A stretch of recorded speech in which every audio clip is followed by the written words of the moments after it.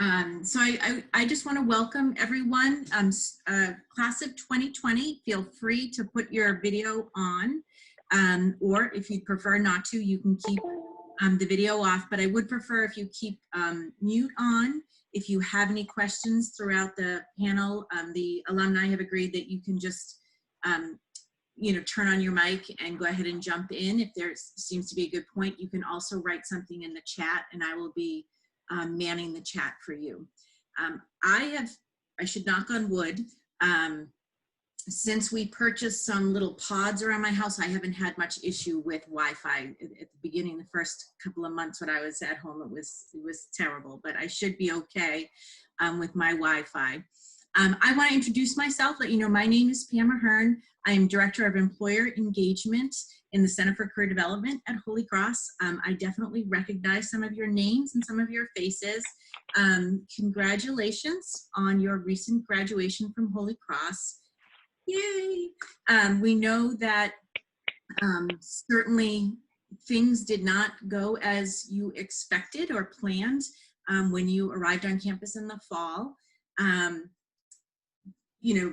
COVID, this pandemic certainly was something that none of us expected, but I know, my heart certainly went out to you as class members of the class of 2020 when I heard that they were closing campus, because I just was, felt for you that would be a really challenging thing for you. So please know our thoughts are with you, and we will continue to support you as best we can. This panel that I pulled together, as it said in Handshake and when we publicized, we certainly know that what's going on with COVID-19 is very, very different than the circumstances in 08-09 when our country went through a recession.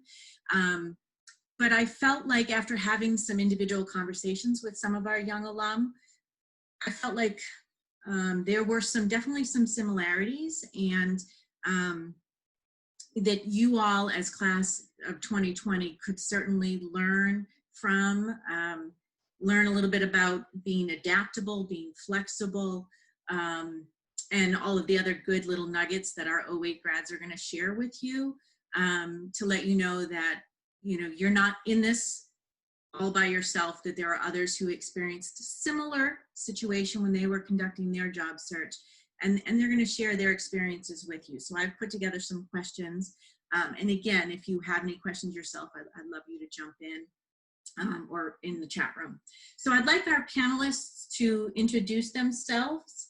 Obviously your class year, you're all 08, but your name, your major at Holy Cross, major, minor, double major, whatever it was, briefly some things that you were involved in on campus, and then we'll jump into the questions. So Blanca, you're at the top left of my screen, so I'm gonna start with you. Hi, class of 2020. Congratulations on joining our illustrious alumni network. My name is Blanca. I was an art history major with a concentration in Asian studies, specifically Buddhism. I did a lot of my classwork with Todd Lewis of the Religious Studies Department. Woo!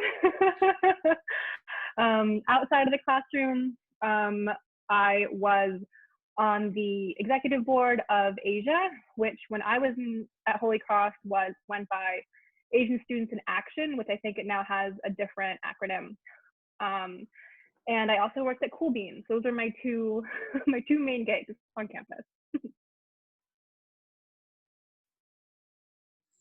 And Jordan, why don't you go ahead? Sure. My name is Jordan. I was an economics major.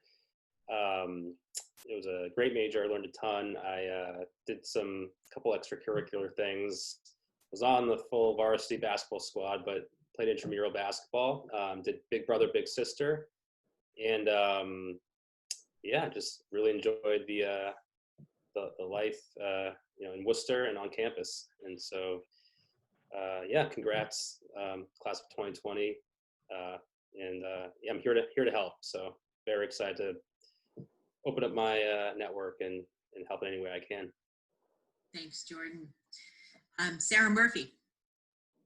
Hi, everyone. Congratulations, class of 2020. My name's Sarah. I was a Spanish major at Holy Cross.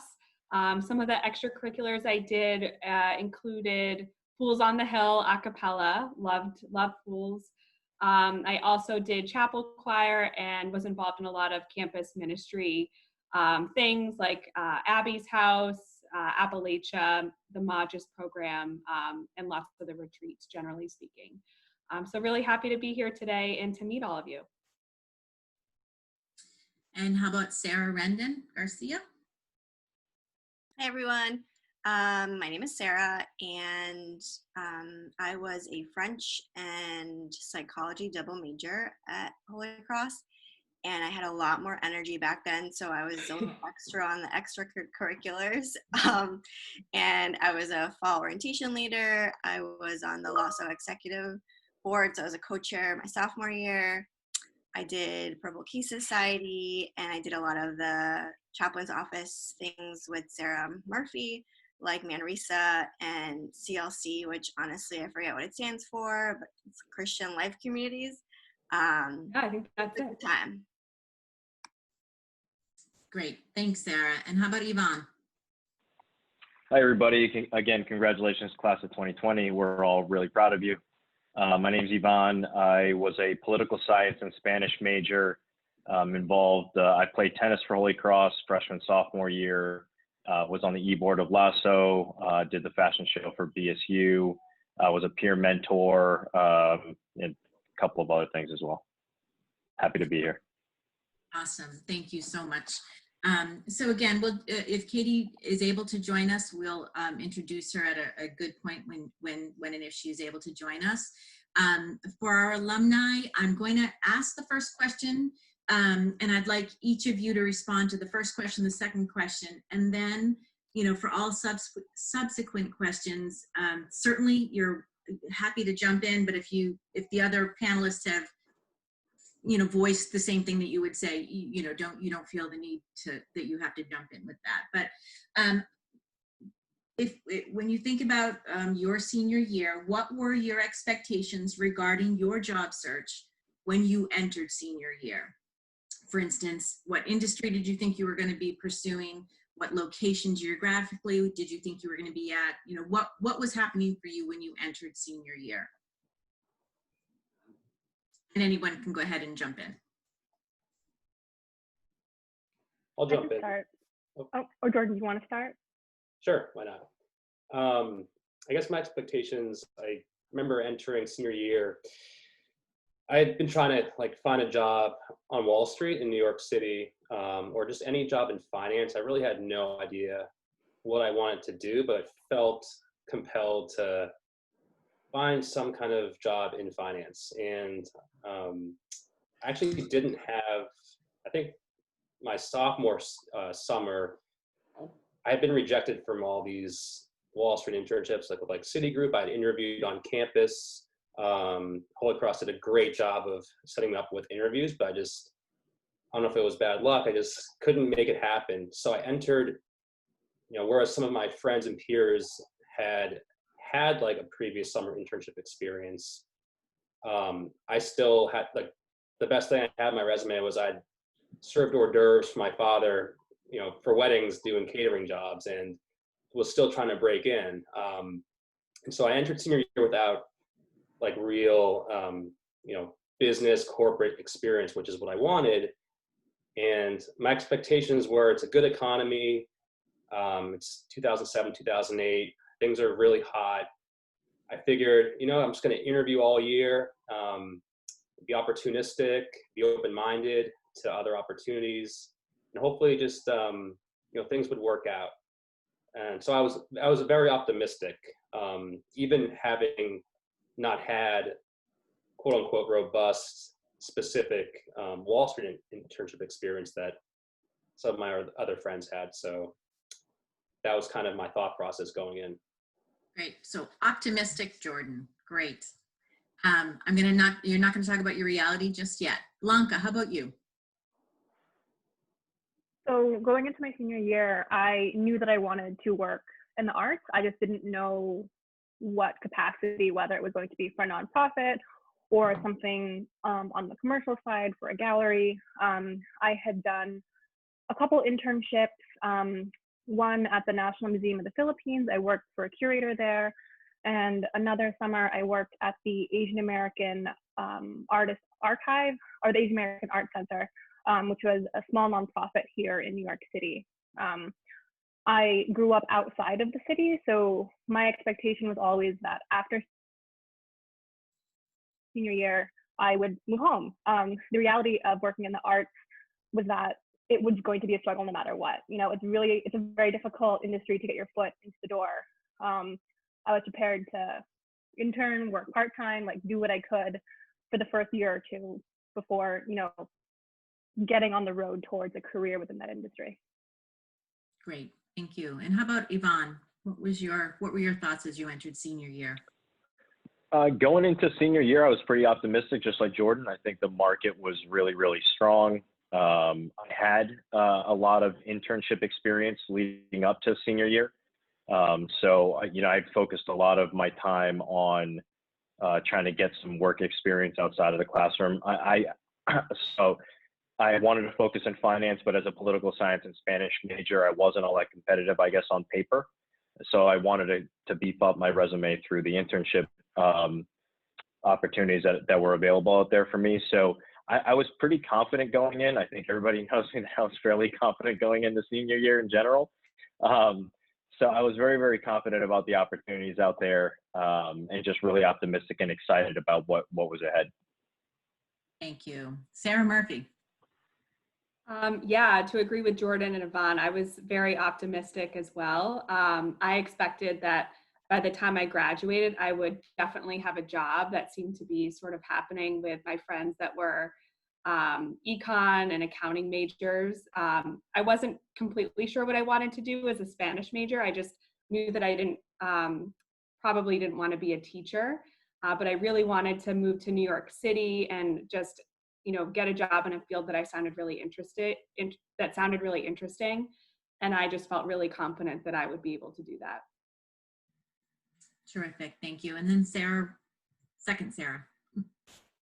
So my situation at the beginning of my senior year was unique. I had spent the first 3 years of my college experience as an undocumented person, and so I really didn't have much hope for my post-college plans during those years. And at the end, or right before my senior year, I got my green card. So I obviously started senior year very excited that I could actually be employed afterwards. But because I spent 3 years not being able to do a lot of things because of my undocumented status, I was a French major partly, and I didn't get to study abroad. So I was really enthusiastic about applying for an assistantship program in France with their Ministry of Education. So that was kind of my go-to, and a lot of what I'll talk about today applies to seeing that it wasn't exactly a gap year, but it was kind of a gap year. So I was planning for that. But because of what happened with the recession, even after I came back from that 1 year, all of the things that my peers had experienced right after we graduated, I experienced when I tried to find a job when I came back. So just to provide that context as well. Terrific. So some of the words that you guys shared were optimistic, confident, excited, enthusiastic, which is great, which is, I think, you know, pretty typical for students entering their senior year. Now let's talk a little bit about the realities, what actually happened for you and how that experience felt. Let's start with Jordan this time. Sure. So the reality of senior year was that I went on, I don't know, 10 or 12 interviews and didn't have any job offers. So I had a great senior year, but one of my goals was, I always thought I would have a job before I had graduated. I just had that baked into my mind. And so had a great graduation, and I thought, got the degree, and I said to myself, all right, well, I still don't have a job, but it's still a great economy, and things will work out. I'll have to be creative, and I'll have to reset my expectations into this new situation where I was, graduating without a job, which isn't the end of the world, but at the time I kind of thought it was, and I laugh now thinking of how maybe, I wished I'd spent more time, at the pub or just hanging out with my friends in Worcester. But yeah, so it was, I guess, the first few years after, or few months after graduation, I just ended up looking for a job and found an internship, 3 months after graduating. And a couple months later, things really hit the fan, but maybe I'll pause there. Okay. All right. Sarah Murphy. Yeah, so my reality was I did not have a job after graduation. I realized, as my senior year was ending, that a lot of the positions that I was looking for kind of wanted someone to fill them right away versus, I realized I wouldn't be able to secure a position really in advance and have something lined up by the time I graduated. So I graduated without a job and ended up moving back home and started applying online from there. And I'll stop there. Okay. Thanks. Blanca. So spring of senior year, I was looking at my art history curriculum and I realized I had a lot of gaps. And I decided to apply to grad school. So I talked to my advisors at the time, Joanna Ziegler, who has since passed away, and Virginia Regan, who is still at Holy Cross in our history department. And they both recommended different programs. I zeroed in on one at Christie's, like the auction house. They have an educational arm both in New York and in London. Their big focus was on the decorative arts, which I don't know if Holy Cross's artistic cooking has changed, but it's not really something that we were taught. So I figured that might be a good opportunity. It'll add more to my resume as opposed to just, graduating and being just a plain art history BA and having just a couple internships. It would be something that would elevate me above other applicants when I came back. So Christie's also had, they had a program both in New York and in London. I applied to the one in London. I didn't study abroad my junior year, so I also thought it would be a good opportunity to live in another place, in another city, and get that experience as well. But like Sarah, I also came back in 2009, which offered, another host of challenges. Yeah. Okay, good. Go ahead, Sarah. Why don't you talk about your reality? So I applied for the French assistantship program through the Ministry of Education, and I got that. And so I went to France for a school year. Do you want me to talk about when I came back in 2009? Yes, please. So I have always been interested in working with children and families and from a psych point of view. And I wanted to be in New York City. I also am from basically the same place as Blanca. So I knew I wanted to live home and save money and go into the city. And it was really hard to find a job. A lot of nonprofits were not doing well because their funders obviously also were not doing well. So I got a little creative and I had part-time jobs. So I had 2 part-time jobs. One I got in a nonprofit working with teens. And then I worked at Berlitz teaching Spanish and French in my town on the other days just to make some extra income. And for me, it was obviously I wanted to get some experience that was in line with the career I wanted. But the reality was that I also couldn't depend on my family for income. And a lot of the challenges that families experience on the regular without a recession were exacerbated by the recession. So I think the reality is that sometimes you just need income. And so I think that planted the seed for me to always have side gigs and to get creative about how to spend my time and earn income in a way that still feels healthy for me, both mentally and then also financially.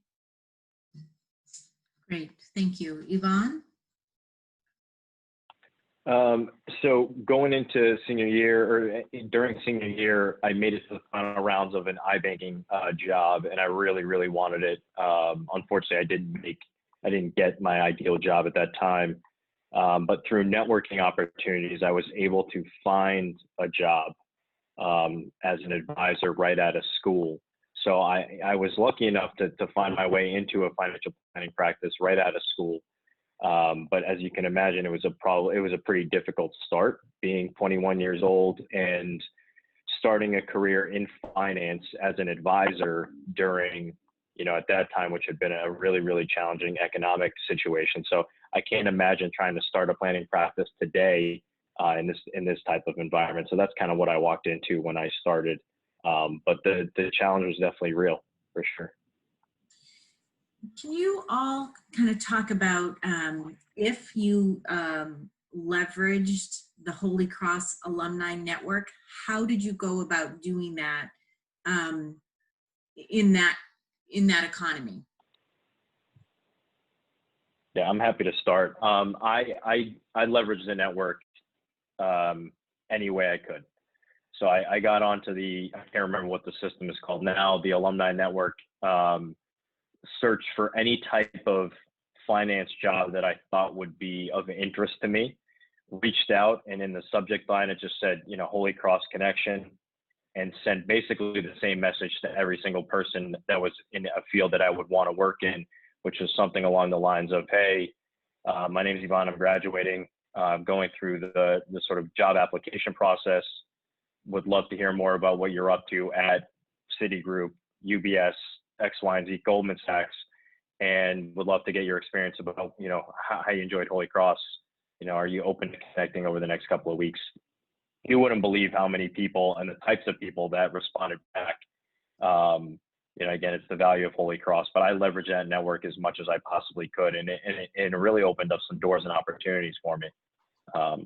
Yeah. Thank you.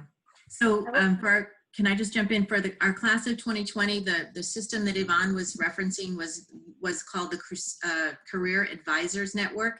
That no longer exists. Now we have something called the HC Network that we would highly recommend that you all leverage. In addition, LinkedIn. I think I'm trying to remember if LinkedIn was even a thing when you guys were, I just can't remember, but we recommend to use both LinkedIn and the HC Network. So I just wanted to jump in with that. I wanted to just add, because I'm sort of coming from another area than Yvonne, but I had the same experience. I kind of had no shame in reaching out to and cold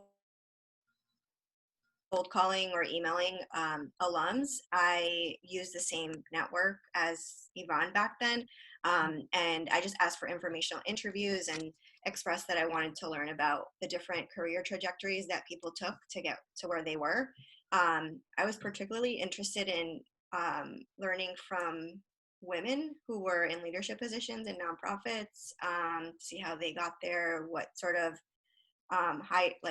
additional education they pursued or jobs. And when I met with them, I would also ask for them to make additional connections, which at that point might not be Holy Cross individuals, but still extended my network. And I think I would reach back out to people when I would get a new job or was at a new place to update them on what I was doing. And I would say that I actually got several jobs years later from people I had informational interviews with years before, and they remembered me when something opened up.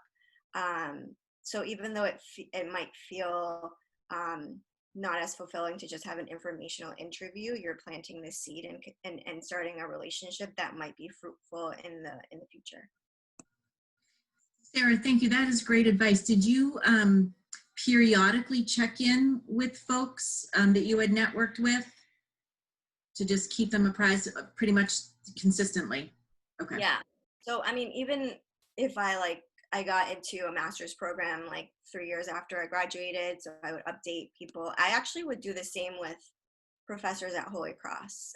So there's people I still keep in contact with that have been really great mentors for a decade or longer. Thank you. Thank you. Anyone else want to add anything about the Holy Cross Network and how you leveraged it? I'd like to. Yvonne and Sarah, those words are super powerful. I echo everything you just said, and I would say, Yvonne, I also use the same exact HC network to reach out to alumni.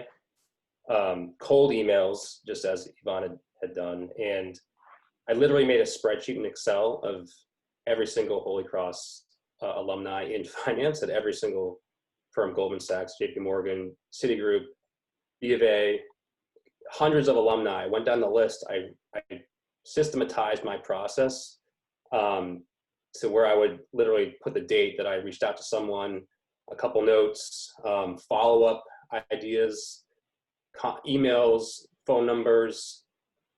10 years later, my spreadsheet's like thousands of contacts, not just HC, but almost everyone I meet, because I've learned over time that kind of what Sarah said, planting the seed is so important. Even in an informational interview, you never know, who you're talking to, who they might know. The person you'd be talking to over coffee, who's just your uncle's cousin or whoever, could end up leading you to a new door that could be your next job. And I leveraged the Holy Cross Network as far as I could. And it was the reason I got my first job 1.5 years later after I graduated. And it's the one thing if I could go back in time, back to sophomore year of Holy Cross, it was the one thing I didn't understand the value of enough. And I wish if I could go back and be in your shoes, I would maybe spend, grades are important, GPA and everything, but I would have traded half a point of my GPA, maybe a full point, and use that time to literally just get on the phone with people like Blanca and Sarah and Yvonne and Pam, and just ask people how they did it. Because who knows? I mean, that may have changed things. But the power of the Holy Cross Alumni Network is fantastic. And definitely go on the HC network, and don't be afraid to reach out to us, because we've all been in your shoes and want to help. And I was afraid back then. That was silly. We're all people too. Yeah. I would kind of just piggyback on that quickly. I think you want to have a normal cadence of the way you follow up. So somebody reaches out, they may see your message. Give them a couple of weeks to get back to you, and then maybe follow up a couple of weeks later from that. Or professionals are trying to run families and businesses and careers, and it's not that they don't want to answer back to you or that they they're upset by you reaching out. It's simply that you may have caught them at a poor time. So follow up respectfully. I would do it after a couple of weeks and just see how you can to continue to follow up, and maybe a couple of weeks after that. But you're in a unique challenge right now where it's not just an economic downturn, but also sort of a health crisis, right? So you don't really know what's going on in that person's world, physically, mentally. There are some unique challenges that you're dealing with that we haven't had to deal with. So, when you are reaching out, I would make sure that you share a little bit of empathy and just understand that maybe something else is going on there. So don't take it personally if they're not getting back to you. I promise it has nothing to do with you, but probably everything going on with them personally. So that's my sort of take on it. Just be respectful, follow up, with a decent cadence, and again, know that they're there for you. They just might be in the middle of something. Awesome. Thank you. I will add to what Jordan said. He talked about how much he networked and how large his spreadsheet is. That I can tell you from personal experience in working with students since Jordan has graduated, that he has paid that forward tremendously. I can't tell you how many students would say to me, oh yeah, I talked to Jordan Forrester. Oh yeah, I talked to, so, and my guess is the rest of you who are on the panel have done the same. And so class of 2020, keep that in mind. Definitely leverage this Holy Cross network, because our alumni are amazing and they will help you. And then be sure that you are paying it forward at any point in the future when you can. So thank you to Jordan for that. I owe him a lot. Does anyone else have anything else to say about networking specifically, or can I move on to the next? Okay, so I want to kind of find out from you if kind of what your experience was during 08, 09 when you were looking for your jobs, and given what was happening with the economy. Are there things that you learned about yourself that you still use today when you are in a job search? Did that job search back in 08, 09 influence you now as you went, whenever you might be in a job search? Does that question make sense? Does anyone have anything they want to add or say about that?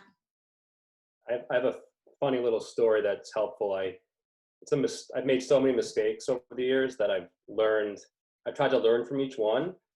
At the time, I'm like, I wish I hadn't done that. But there's one that I had a relationship with a Holy Cross alum. I think he was at Morgan Stanley, very high up position, managing director. And actually had never met him in person. We had an email relationship. And as you can guess, he's a very busy man. So I think I was looking for a new job, and I'd been emailing tons of people, having coffees, and I called this gentleman out of the blue one day in the middle of the trading day, and he almost was just like who are you, but what, how can I help? I hadn't given any background of what I was looking at, the new job I was looking for more intel on. And he just was like in the middle of a deal, just very busy. And he said, a better idea would be, he's like, I want to help you, but I'm just so strapped for time. Next time you have a request that you have an ask, email me in advance, give me like a day or a night to sleep on it so I can process the information. And that really stuck with me, because I realized I got it. I empathize. I mean, I wasn't empathizing at the time, but it's like, we have to put ourselves in the other person's shoes and think what they're going through. People are so busy with their families, with business, with crises. And had I just sent him a simple 5-minute email, hey, John, we haven't spoken in 8 months, which can be like 15 years for some people, given how fast things move. My name is Jordan. We met, we spoke 6 months ago. We talked about X, Y, and Z, just to jog the memory, because I can't remember what I did 2 weeks ago. And I'm looking to make this transition for X, Y, and Z reasons. Would you have a few minutes to chat at your convenience over the next few days or weeks? This is when I can do it. How about these dates? And had I done that, he would have slept on the information and would have entered his REM sleep, and where actual good ideas can coagulate and form. And then he wouldn't have and then when I called him back 5 minutes, for 5 minutes, he would have given me much better, concise, real advice. So I wasted his time by not doing that. Yada, yada, yada. I guess that's just one little example of a way to follow up with people in a more efficient way. Don't make my mistake. Thank you. That's great advice. Great advice. So right now, a lot of people's reality, even though there are some states that are opening up, and some of you might be back at work, but it doesn't look like it yet. Many of our class of 2020 may be onboarding with a new job virtually, or I guess interviewing virtually. Do you have some advice or some suggestions on how our class of 2020 can put their best foot forward in an interview if it's done virtually, and then onboarding virtually? And I know kind of this new virtual world is new to all of us, but we've been at it now for a couple of months. So I'd love to hear your thoughts on that. Yeah, I can answer in terms of, oh, go ahead, or unless Blanca. you want to, Sarah. No, go Okay, for I'll it. start. Okay. So at least from the interview point of view, practice your setup, your clothes, your computer. If you have an additional monitor, if you're going to have other things that are going to be arrayed in front of you, I have found that very helpful for me when I'm giving presentations at work or being involved in different meetings at work the last few months. If you are interviewing, this is a small thing, but I've noticed it just in the last half hour. Don't sit in a rolly chair because you will be moving while you're trying to have a very serious conversation and trying to get a job. But that's just one small thing. But practice your array in front of you. Sit in a stationary chair. Make sure what you're wearing is comfortable. And like, if it's going to be a long interview, that you can sit the way that you are sitting for a longer time, because it's more awkward to be moving around on video than it is to be shifting your position in person. Just Great. practical, I guess. No, that's good. That's great. Sarah? Yeah, Blanca, I totally agree.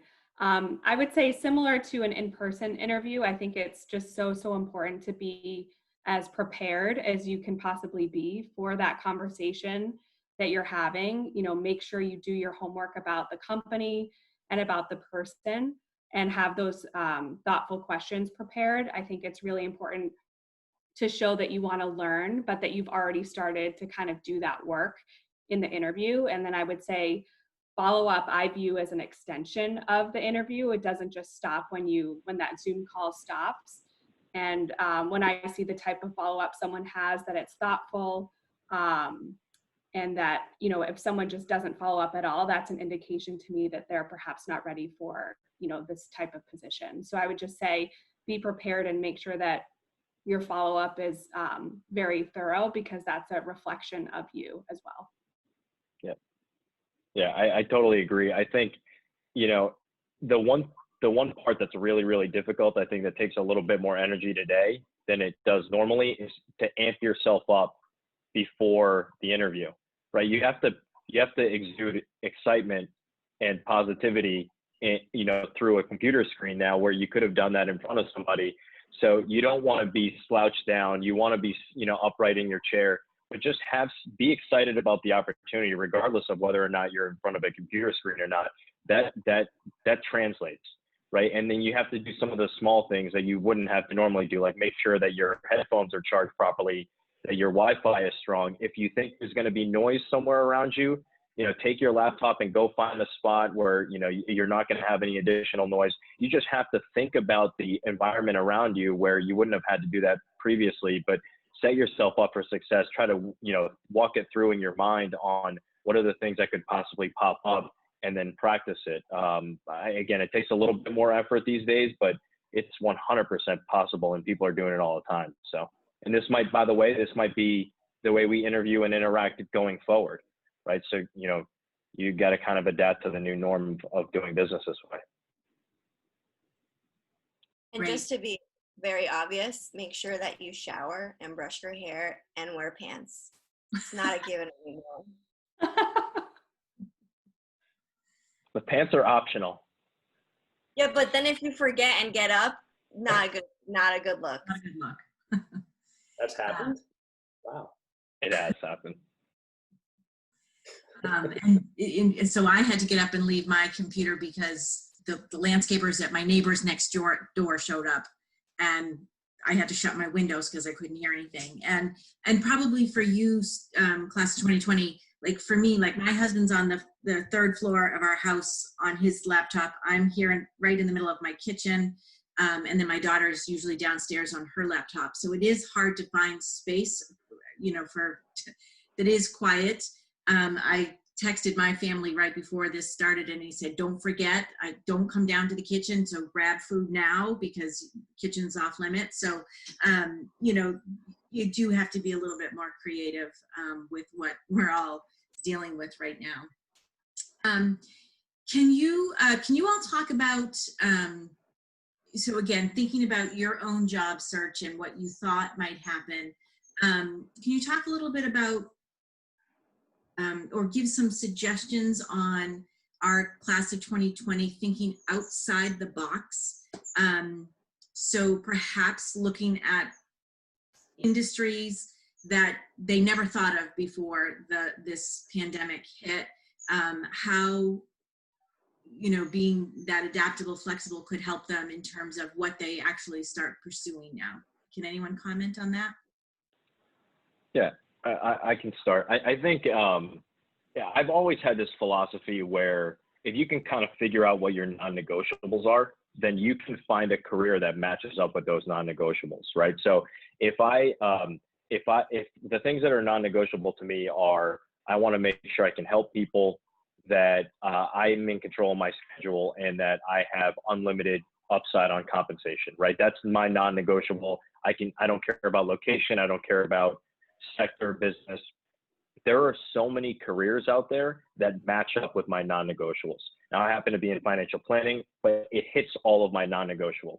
But there are other careers that kind of match up to that. So I think, you know, when you think about what are the things that are really, really important to you, there might be some careers that line up with what you want to do, or that's important to you, that may be in a field that you've never thought about, right? So I would just really kind of hone in on those things, and then have as many conversations with people as you possibly can in different industries to find out what makes that job unique and what's really important to them about what they do, and see if that fits and lines up with what you're doing. I mean, I know there are super successful Wall Street guys that were religious studies majors at Holy Cross, right? You know, it doesn't really matter what lines up, but I think the things that were really important to them were, you know, using your mental capacity, upside potential with work, and, you know, having an end game to their career. Like there are certain things that you can line up. I would just get super clear on that, and then have as many conversations with people as you can possibly have, and see what excites them about what they're up to every day. I would say I would agree with Yvonne that you should think about what you can do that makes you lose track of time. That's a good way of thinking of things that are important to you and that will make your day-to-day life worthwhile, because we spend a lot of time working. But I wouldn't get caught up in the ideas of what a traditional career or profession look like, especially right now with everything that's going on. So maybe at Holy Cross, you've thought of yourself going on a linear professional path, and having a full-time job that looks like 9 to 5 in an office. Obviously, all of those things are up for grabs right now and might not apply. For me, it was more of like, what's a long-term goal that I want to achieve, and what are the different ways that I could be a well-rounded candidate for that future role, and what are the building blocks that I can pursue through different types of positions. So I've had a lot of research positions because I knew I wanted to be in academia. When I first, so this is kind of going way back, but as a junior at Holy Cross, I had an internship through the summer internship program, and it was at Nickelodeon for a kids TV show, and that's research, but it's corporate research, but a lot of those skills I can apply to now academic research. And I was still working with kids, and I was still working in education, but in the field of education, it's super vast, and it's not just about teachers.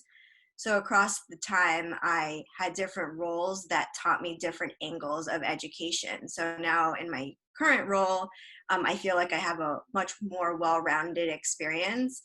And a lot of that was put together through part-time projects that I would do multiple at once. It wasn't like one job that I went to every single day and did the same thing. And for me, that worked out really well because every day looked different for me.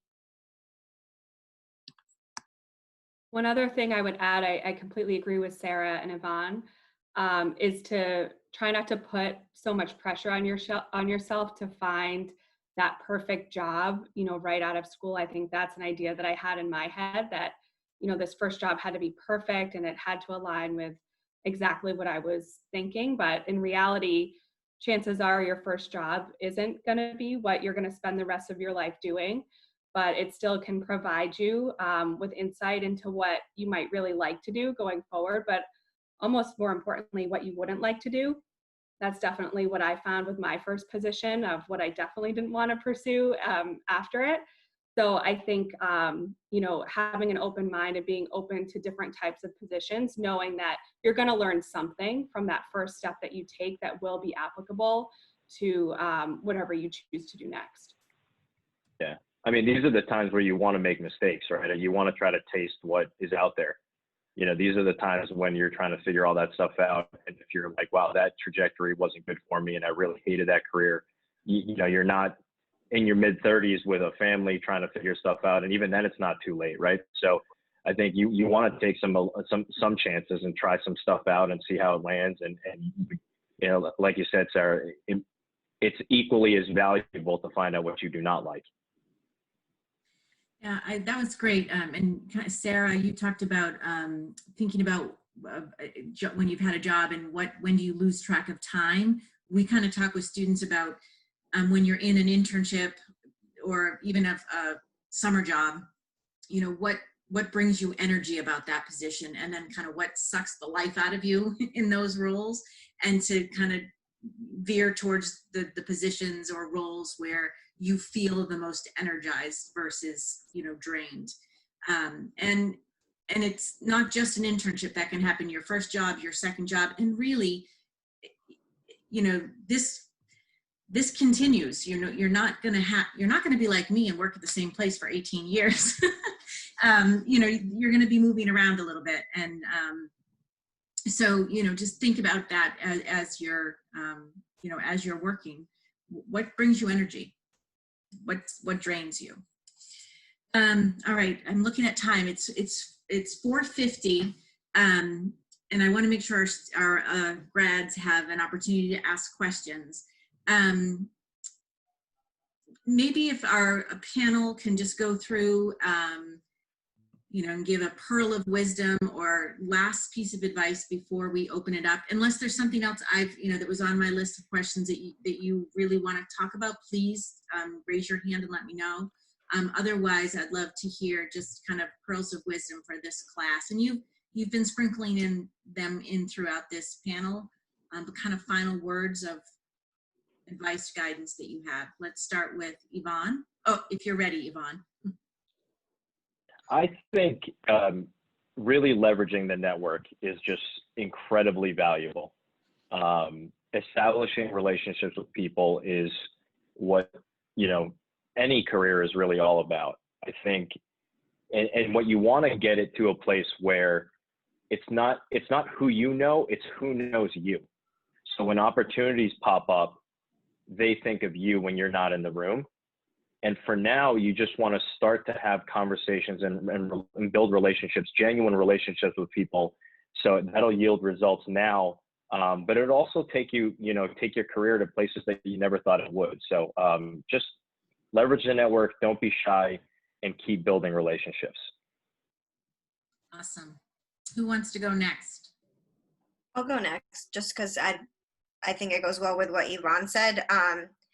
The best person to advocate for you is you. And so to go along with who knows you, that's going to depend on you. So take initiative. And we're living in a time where even if you're shy, it's a perfect space for you to still show yourself and take initiative, because, the main source of communication and the more accepted form of communication is not face-to-face. So it's in your field, that'll work out for you, and use your resources. So first step is you're actually here, you're getting advice from people who have been through it. So that's a huge plus. But keep going to things like this where you can network, reach out to any of us. If we can connect you to our friends, we're happy to do that. And don't be shy, because the worst thing that can happen is that someone doesn't respond, and then you go about your day. It's not about you, as Yvonne said, in those cases, and you did everything in your power to advocate for yourself. Awesome. I would just say, in terms of advice, be patient, but be persistent in your outreach efforts, and to go along with what Yvonne said, utilize the Holy Cross Alumni Network. These are built-in advocates for you, essentially, that would not have signed up to be on the network if they didn't want to help. So definitely utilize that. And I'd like to say one piece of advice I would give is there's actually a great book I read called Give and Take by Adam Grant. Probably one of the best books I've read, and kind of comes back to the Holy Cross Jesuit tradition of doing doing things for others, giving for others. And that phrase has become more powerful over the years as I've gotten older. And I've noticed that the times I start thinking about what I want and thinking inwardly have been the times that I've been held back. When I think about others and how I can help anyone but me, empathizing and figuring out ways to help whoever I'm speaking with without caring what the future dividends are going to be, without caring about getting something in return, but just giving for the sake of giving, that has always ended up helping, bring the universe back. And it's crazy how powerful it might sound corny, but giving has been probably the biggest reason I've had any luck or success, however you want to define it, in my life. And I would say give and be a team player. Thank you. Blanca? One piece of advice that I can give is to recognize that your goals can change. After grad school, I had 2 internships. One was at a nonprofit, one was at a gallery. And I ended up working at the gallery full-time, doing everything for them except for sales, so all of the logistics. And I thought this was what I wanted to do. Like, yes, done, perfect. I've gotten the gallery job. This is what I've always wanted to do. And then 2 months in, I hated it. It was awful. It was terrible. I think it was Sarah who said, find the thing that, the time passes as you're doing it, the thing that brings you the most joy.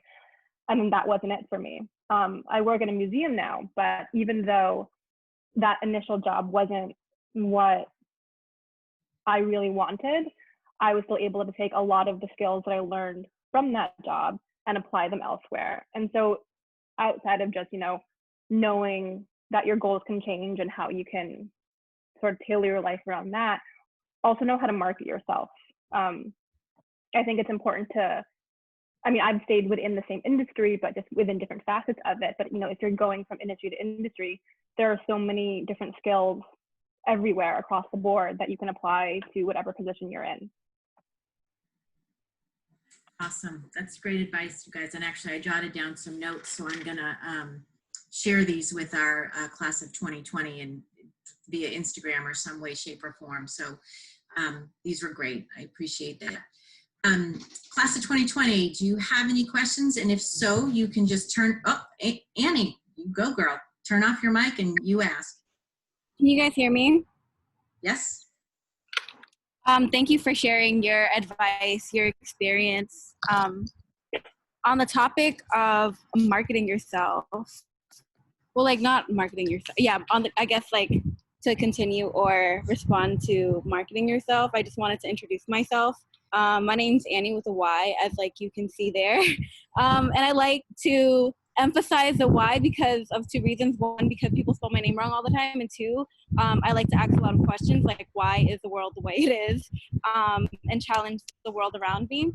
The question that I have for all of you guys is, how do you show up in the workplace with your values and challenge respectability politics respectfully? Because I studied political science and Asian studies, and I'm interested in art and education.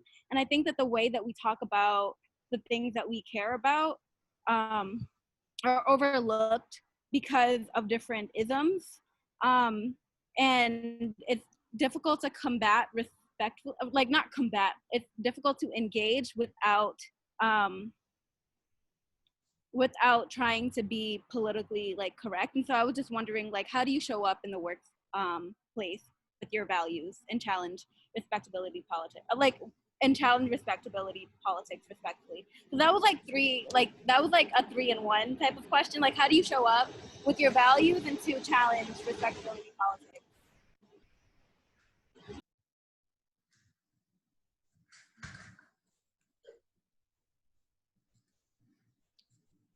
I don't have a very good answer, but I feel like I've chosen or I've gravitated toward places that are aligned with the way that I approach vulnerability in the workplace, where I'm not really sure if that's the case in other industries. Like, are those spaces as available? So I see it as a type of privilege that I've had. I mean, I'm in education, at an institution within an institution that maybe isn't as open to vulnerability, but my particular, like the ed school at Harvard is very open to vulnerability and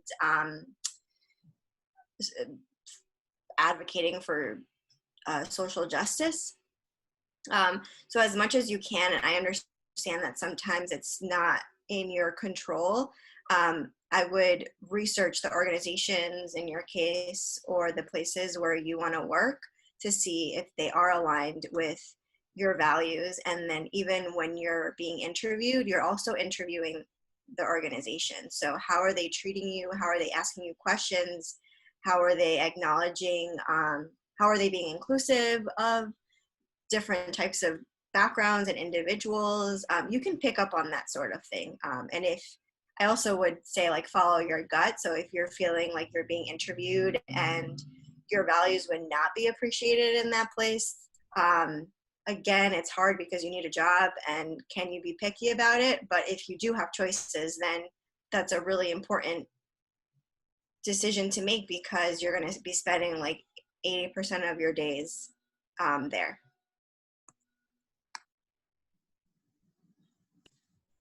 I think you answered that question wonderfully, Sarah.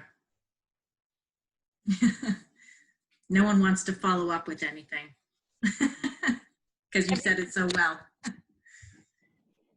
I mean, I am curious about the people in finance, but I also recognize that you're men and it might be a different experience for men and women. And also that Annie's not interested in finance. So I don't know how important it is to go there.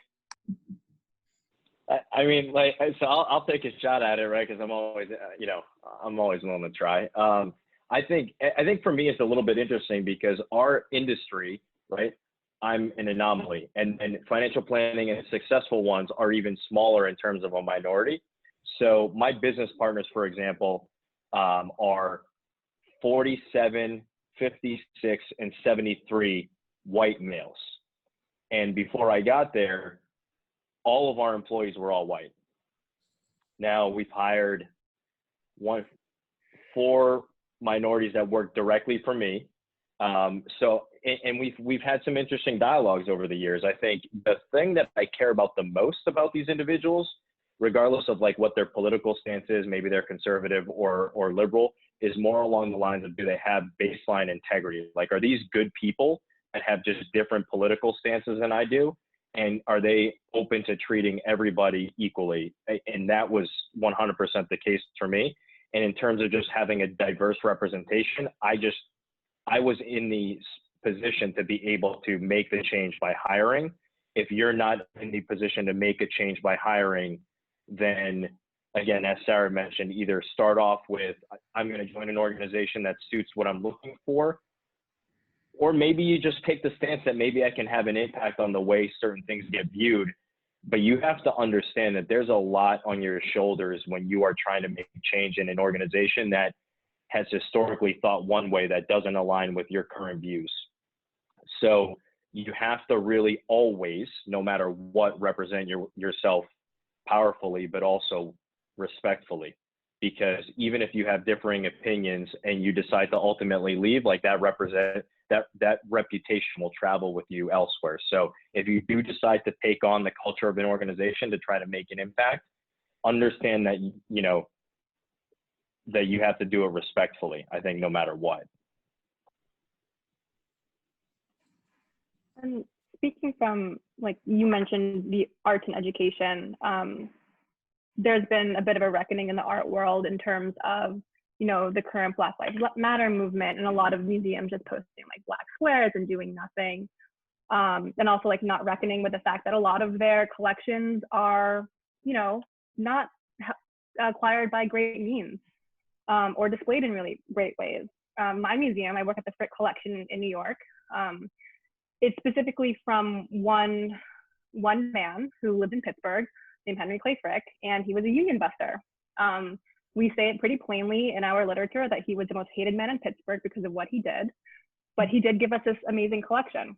It's largely European, so we can't really acquire, I mean, it's European mostly, and it's also old masters, so we can't collect more diverse artists. We can't really collect more diverse time periods because of the constraints of our collection, but that doesn't mean that we can't explore other ways of, you know, changing the culture of our museum.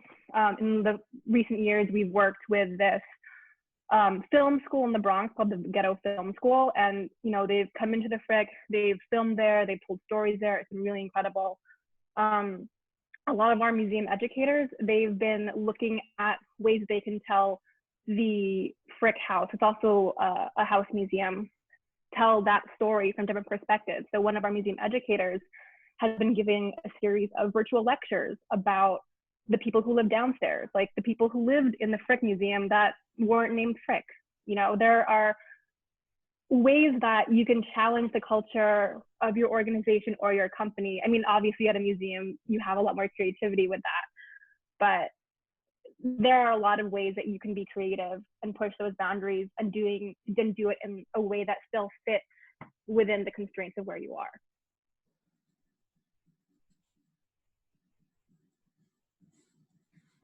Wonderful. Thank you. Thank you all so much for that, that response to Annie. Any other questions from our grads? All of Caroline? that. Yes, thank you all so much. This has been so helpful. You're also correct when you talk about the HC Alumni Network. I love it. It's done me so much. I found right now, since jobs are so sparse, that when they do come up, they're almost like a talent suck. And it's hard to kind of make yourself stand out as an individual to get that call. So other than just leveraging kind of the HC network, how would you guys suggest marketing yourself for job interviews and whatnot?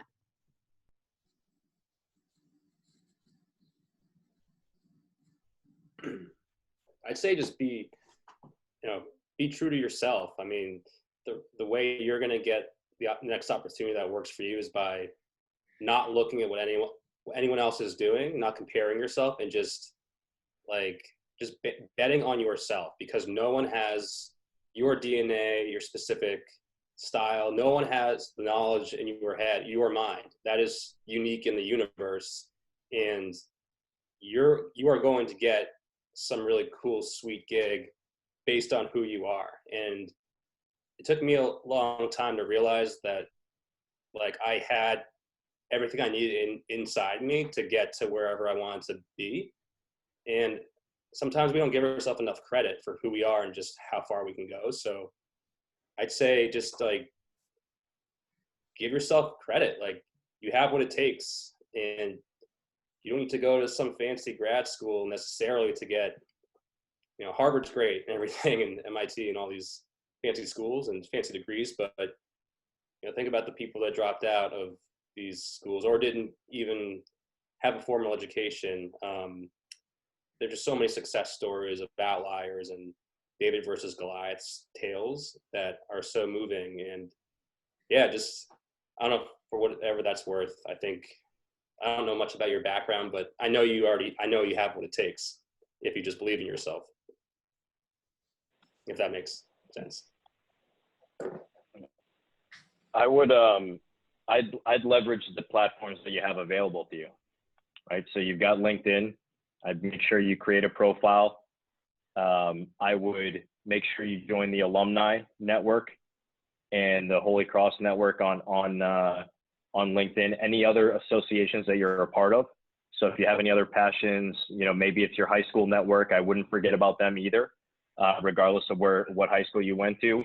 And I would say this is, I've seen it, and I think it's really powerful, is high school or college kids posting their resume and saying, hey, we're in really unique times. I know you're all busy. This is the kind of field I'm interested in getting into. If there's anybody out there that, would be open to connecting me, please reach out. And just being a little bit vulnerable, I think, will be super helpful for you, because people are trying to help other people, I think, today more than, in many circles, right? So beyond just the Holy Cross network, just kind of put yourself out there, and you'll start to see people pass your resume on. And I promise you, even if you don't see it, it's happening behind the scenes, whether you know it or not. I've passed on resumes of people that I don't even know that I'm connected to, but my connection liked their post, right? So see the resume, they seem like a viable candidate, and I've connected them to people over at, Bloomberg LP, because I know Bloomberg is hiring. So I would just really be okay with putting yourself out there a little bit and saying, what you're looking for, and just be open to, I don't know, to be vulnerable. I'd like to add one Adam? thing. Oh, sorry, go ahead. No, go ahead. Yvonne, that's great. I just had one follow-up on, definitely, leverage the resources Yvonne mentioned. But I was thinking about LinkedIn, and it's a very powerful tool. Specifically, one NYU student reached out to me. He's in Taiwan right now with his family, but he reached out to me about 2 months ago.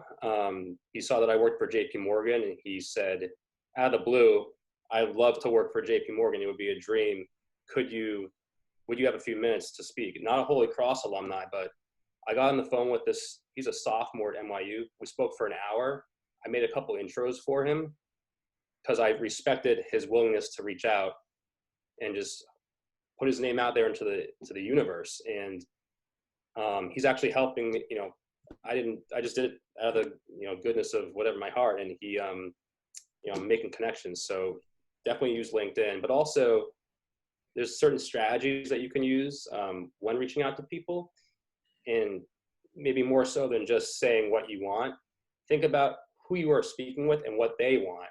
So if you read their, dig into their LinkedIn profile, they will show you, the beauty of social media is that you can get info on anyone. Such great stalker tools, right?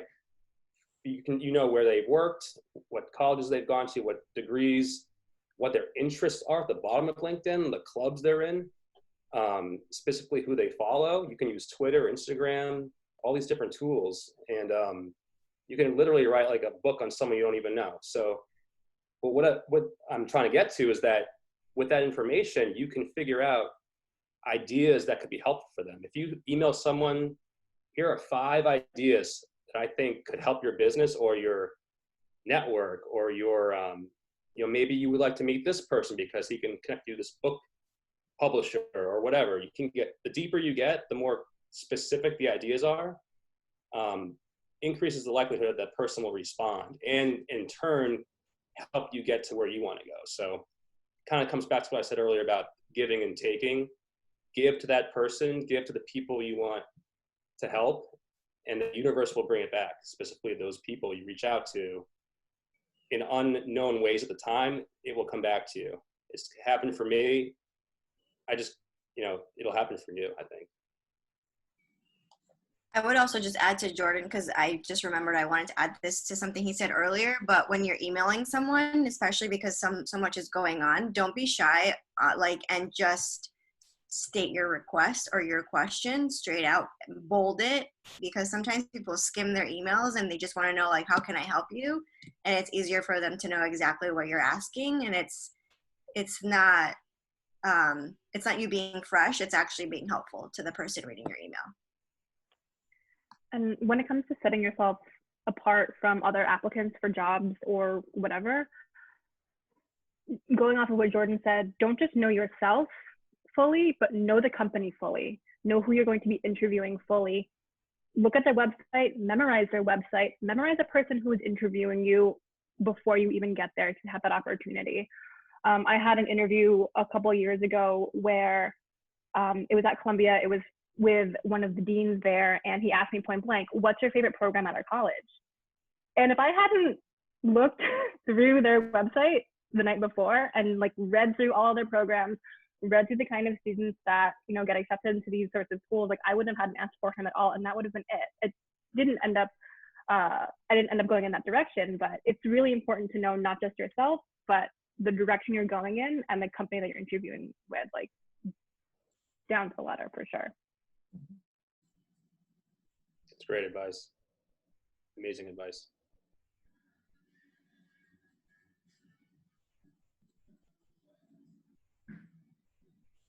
Anything else? Any other questions? If I could ask a question. Absolutely, Dane. My name's Dane. I'm a computer science major. So I know that's kind of outside the realm of what y'all are dealing with in your professional careers. But the HC network, I've been parsing through it to try and, you know, reach out to people. And based on the queries I've done, I don't know if I'm searching it wrong or something, but so far I found 5 alum in the tech field. So I was wondering if y'all know, like when you were graduating Holy Cross, people who were interested in the technology field, how they were interacting with the alum network, if it was more through LinkedIn or through like specific companies looking up, like I'm interested in like Amazon, so I'm going to see if any Holy Cross alum work at Amazon. Do you know any strategies that were used? Yeah, that's the way I would go about doing it. Is I would say, so when you get I'm just trying to think tactically here how to use LinkedIn, right? So you would make a request of you and I, for example, and we would be connected. You'd have, in my profile, you'd have the ability to see my connections, for example. So if you said, I want to work at Amazon, Google, Facebook, it's, you know, all these companies. If you set up and you saw that I had connections to people that work there, the idea would be you would reach out to me. I'm not in tech. I'm not in computer science. You say, hey, Yvonne, listen, I'm graduating class 2000, where I just graduated. I'm looking for a career in these topics. I'd love to connect with you, tell you a little bit about what I'm up to, you know, and to see if there's some people in your network that I might be able to potentially meet. You and I have a conversation. If you made it easy for me, this is the other thing, going back to Jordan's point. If you said, I've identified 5 connections on your profile that I would like to get connected to, and these are the roles at these companies that I would like to apply to, if you created an email for me, I would just copy and paste it, and it would take me 30 seconds. I wouldn't have to think about it one more time, and I could help you however you really needed to be helped, right? So I think the idea is you have to make it as easy for us as possible to help make the introduction for you. And the more work it seems like it is on our end, the less likely we're able to do it in a time frame that you actually want it to happen. So again, connect with us. I'm offering it to all of you. Feel free to go through my connections. You can do a search for companies and then find out who's connected to me and how do I get into those particular companies, and I'm happy to make the introduction. But that can happen across the entire Holy Cross network, right? So just because we don't have specific alums that maybe work in that company or in that sector doesn't mean that they're 1 degree of separation away from somebody you know. Yeah. We also have partners that might be able to help. So Dane, shoot me an email.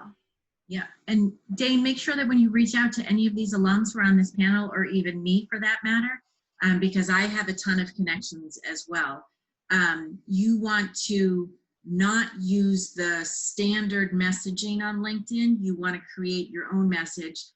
Hi, Sarah, I attended the Not What I Expected in My Job Search panel. You were great, and then go into it. Don't just ask to link with. Make sure you do a personal message. And Yvonne, perfect. When a grad reaches out to me or a current student reaches out to me and says, I've identified these 5 people, can you make an introduction? It's like, thank you so much. You've just made it so much easier for me. So you want to make it as easy as possible. Great question, Dane. Thank you. Great question. What other questions do we have? The other thing, for those that are kind of not really sure what avenue they want to go into, there are certain industries that are crushing it right now, right? There are some companies that are hiring left and right, some industries that are absolutely just flourishing during all of this. I would start to look there, right? I wouldn't look at maybe, if you're, you want to be in aviation, right? Or you want to be in hospitality, maybe not the best time to start looking at a job in hospitality. But if you want to start looking at the tech space, any sales company, if you like sales, tech sales, hiring gangbusters, right? So you want to start focusing on some industries where there are opportunities and they're hiring. You don't have to make this really difficult for yourself, right? You can make this really, really easy by just targeting some industries that are looking for talented employees. Yeah. Couple things to add to that too. Holy Cross, I've been in conversation with the career centers at all of the other Jesuit institutions, and we are planning and putting on a virtual Jesuit career fair on Thursday, July 23rd.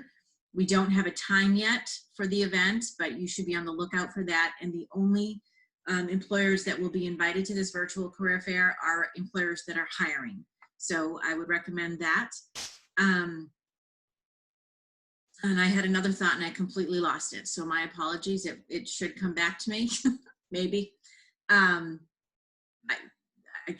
know I had something else. So just keep that in mind about the Jesuit Career Fair. And if it comes back to me, I'll let you know. Any other questions? You guys are great. You're coming up with some great questions, which is perfect. Keyshawn, do you have a question? Yeah, I do. Perfect. Question for I don't know what the panelists who did social work or anything like that. So I just want to know who are interested in like social work, that kind of process, because I'm interested in kind of doing a nonprofit type of work. But like Dane said, like the tech companies, there's not a lot of alumni, especially I'm located in Worcester, so there's not a lot of alumni, especially in Worcester. They're like alumni in like big cities like New York or like Boston or things like that. So like I want to know like the process of actually going through like the social work and kind of giving like advice to like reach out to like alumni that are not specifically in your area. So I just want to jump in here before one thing that you can do. So if you're not finding a lot of alumni who might be in social work in the Worcester area, certainly Holy Cross has a ton of connections with nonprofits in the Worcester area. So I would say you want to tap into those nonprofits. There may or may not be an alum there, but those organizations are fully aware of Holy Cross, that we exist, and how wonderful our students are. So feel free to reach out to me, Keyshawn, and I can try and get you connected with some of those nonprofits in the area. Annie? Hi again. I wanted to have like a follow-up question to those that work in the field of like finance, but also in the nonprofit sector. I wanted to like respond to what Sarah and what Yvonne said earlier. Yvonne, when you said that there's a lot of companies that are hiring like left and right, like you don't have to make it difficult and just like apply to like a job. I was I was thinking about what Sarah said about your job, like finding a job that lines up with your values. And so I was wondering, since you work in corporate, and also Jordan, I would also like your perspective as well, since you work in the finance industry, if since finance, from my understanding, is like stable with I don't know if it's stable with the economy, like the way that the economy is going, but just if these like finance like companies have delegate like a certain amount of like money for like nonprofits or organizations that are funder like based, I guess. And I was wondering like if there's like collaboration between different corporations and like the nonprofit sector, just because I want to stay close to my values, but I also want to be financially stable someday on my own, and go like live like, I don't know, with autonomy and freedom. Yeah, that was. Yeah, I think I got your question.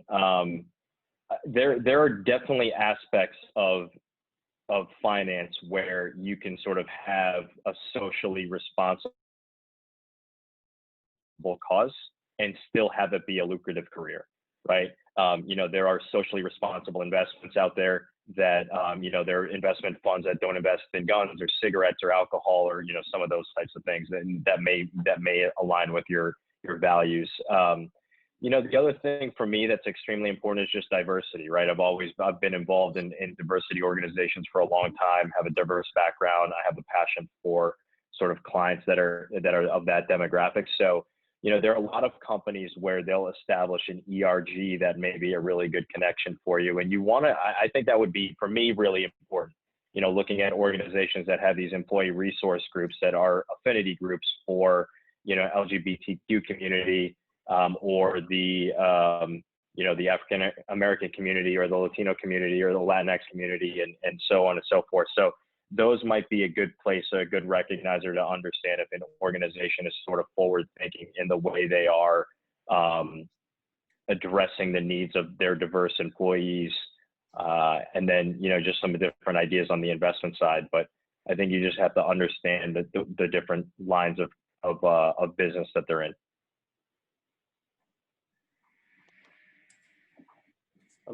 Annie, I have an idea for you. So it sounds like you might be looking to find a way to marry or merge maybe your interest in non-for-profits with corporate. And when you said that, it reminded me that actually my first job at Holy Cross, after a year and a half of looking, back when I came out in 2008, was with Bank of America. In their commercial bank, they have a non-for-profit group that they actually underwrite loans and help non-for-profits, whether they're museums or even Holy Cross as a client, and certain colleges that have to raise, whether it's municipal bonds or help with treasury, cash management solutions. There's a Holy Cross alumni there who I can try to introduce you to. He's he's a great guy, Roger Boucher. I'll literally email him after this if you're interested. And I worked with him for about a year. He runs the division. And it's a very interesting group because it's within a big bank, Bank of America, but under a non-for-profit umbrella where you get to meet clients and get exposure to both what it means to be in a not-for-profit world as well as corporate. So if you're interested, I'm happy to try to make that intro for you. Yes, I would be interested. Thank you for plugging your resources and I just put my email in the chat so that you can have my information, or you can just send it to me as well, like your email, like in the chat, and I can write it down and follow up with you either way. Thank you for all of your perspective in answering my questions. And I can follow up with the participants with the email addresses of all of our panelists, as long as the panelists are okay with that. Okay, yep, I'll do that tomorrow. Hopefully you all have names. It looks like most people have names that I can, your Zoom name is understandable. Sometimes the people that join the Zoom group, it's a name I have, it's like, I have no idea who you are. So I will follow up tomorrow.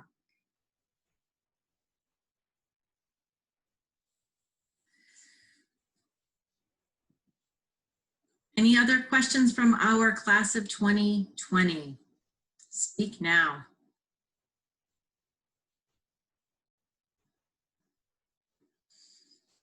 All right, so I want to say my sincerest thank you to our alumni. I will tell the class of 2020 when I reached out to these alumni to be panelists, almost all of them got back to me almost immediately. that it is really shows the testament of the Holy Cross network and how our alumni do want to pay it forward and help our grads and our students who are currently enrolled. So thank you to Blanca, Jordan, Sarah, Yvonne, for your time, for your energy, for your advice and guidance for our class of 2020.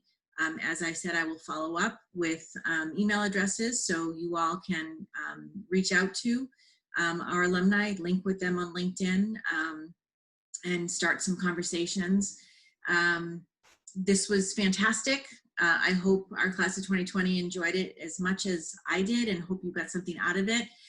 For those of you who are here too, any advice on other things that we can do for the class of 2020 in the coming months to help you as you transition from being a student to being an alum, we're here to help you. We want to help you, and we want to provide you with programs that will speak to you, that you'll actually show up for. So let us know. Have a great night, and keep us informed in the Career Center when you land something, because we definitely want to hear the positive stories. But also if you're continuing to struggle, let us know as well so we can help you. Thank you so much. Thanks, Pam. Thank you. Wonderful to see you all. Thank you. Be well, everybody. Bye. Bye. Take care. Bye all.